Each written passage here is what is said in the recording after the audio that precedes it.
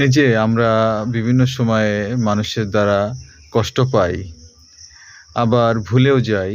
আসলে এই কষ্ট যে পেলাম, আবার ভুলেও গেলাম, আসলে এটা কি পরিপূর্ণভাবে ভোলা যায়? মানুষের অবচেতন মনেও কিন্তু এগুলা দাগ কেটে থাকে। কোনো না কোনো এক সময়, কোনো একটা সিচুয়েশনে হয়তো সে সামনে আসলে সেই আচরণের কথা আপনাকে যে কষ্ট দিয়েছে তার বিষয়ে মনে পড়ে যায়।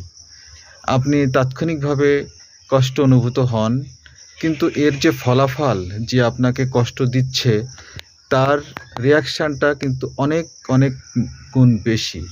অনেক মাত্রায় তার সামনে এসে হাজির হয়। সে বুঝতেও পারে না, যদি তার অ্যা জ্ঞান বা অন্তর্জ্ঞান, অন্তরালোক খোলা থাকে, তাহলে হয়তো সে একসময় বুঝতে পারে যে আসলে কোন কারণে তার বর্তমান এই কষ্টানুভূতির সিচুয়েশন।